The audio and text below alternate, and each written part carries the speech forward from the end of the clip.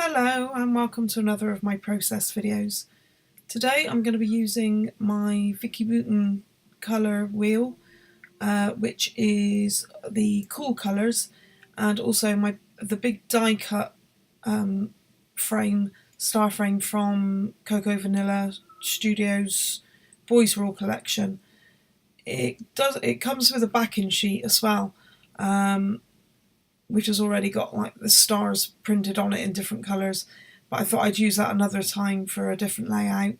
And I'm using the die cut at the moment as a mask to brush through the ink. I like using the inks in this way because they aren't very wet at all, so I just use a wet wipe just to dampen the brush to lift the ink off of the acetate, and then they leave a nice matte finish. As I said, because they're not so wet, they are a nice matte finish on the paper, and this creates quite a soft look with them, just brushing them through like this. So I'm just working my way from light to dark. I'm just there blending the darker turquoise in with the light one, just to create another depth of colour, a layer of colour on there. And I have sped up this bit of the process just because it is quite time consuming and you'd get a bit bored just watching this for the next couple of minutes, so I have just made this bit a little bit more speedier whilst I'm doing that. This is actually a technique that I've learnt from watching Vicki Boutin. If you haven't ever watched her before, not only are her products brilliant, but she is absolutely fantastic and so good to watch and inspiring. I'll link her YouTube channel down below, and also to her Facebook page, where she does lives at least once a week on there, with different techniques using her products, but she shows you how to use them with her products, but you can use them with just about any products you've got. So just finishing off with a darker shade of blue now, making sure that I've got all of the stars in there and that I haven't got any holes anywhere within this pattern. I think, oh, there we are, just one left that needs doing. Okay, just no waste really in that, and just wiping off the acetate so I can use it again. So there's the finished background, and there's the mask that I can use another time because it's just coloured in really subtly, ready for another layout. So these photos are of my daughter's best friend's little boy, who is at the moment 7 weeks old. He's so cute, but this was a newborn photo shoot that they had done, which again I will link down below to the photographer's details.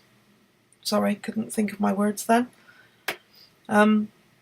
So I've gone with, I'm just using the cut apart sheet of the Boys Rule papers. I know I keep banging on about this Boys Rule collection, but it is just such a timeless collection of papers and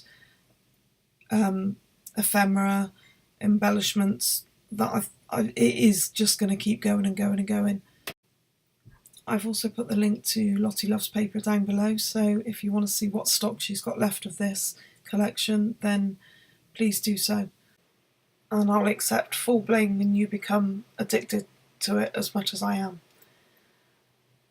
So I decided the background needed just something else before I stick anything else down. So I'm using a script stamp from Vicki Boutin as well, and just stamping off in a couple of places the lighter colour I used seemed to be a bit juicy at first. That's why I stamped it off onto another piece of paper first, just to make sure it wasn't going to be all that there wasn't going to be too much ink on the paper. But it stamps really crisp actually, so it wasn't too much of a problem. So just clean my stamp, and then I'm just going to think about finishing off layering and matting the photo.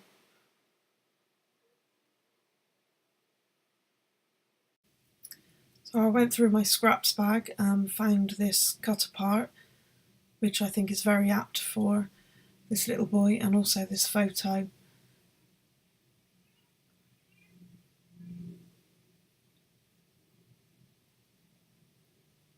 So I have a look at this sheet of paper for matting the photo on, but those papers are just so lovely and I just can't bring myself to cut a whole piece out, or cut a piece out of a whole sheet to use there. So in the end I remember that I do have my paper pad, which is just handy for backing photos and matting and making like layers on the backgrounds without having to sacrifice a whole 12 by 12 paper.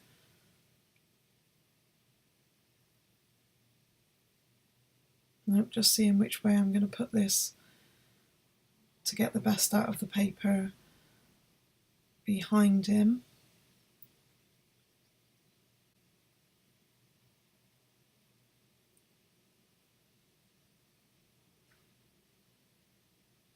Just tidying up the script paper as well, which obviously then just fits in with the stamping I've done as well on the background. I'm really enjoying doing these videos now, and now I've got over the sort of stage fright, if you like, of doing the voiceovers. I've actually found myself planning my layouts around videoing now, which is quite strange for me. So yeah, I'm going to go with it and hope that people still enjoy watching them as I do them.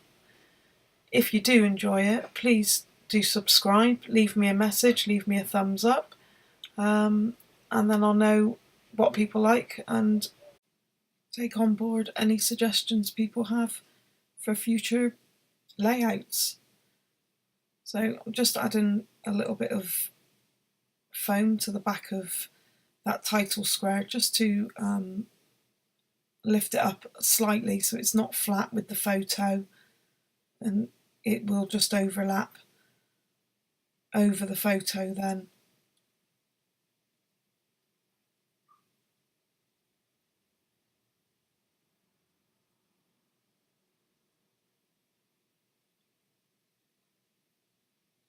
Okay, and then just finishing touches of a couple of stickers. I love this one. I wish there was more of those. It's almost like a half a marshmallow cloud, I suppose you'd call it. But I'd definitely find a use for more of them if I had them in my stash.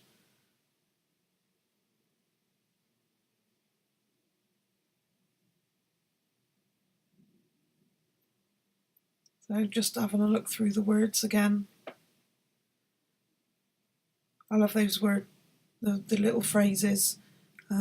So just making sure I don't want to use any of those as part of my journaling. And then the 100% boy catches my eye. I think it's because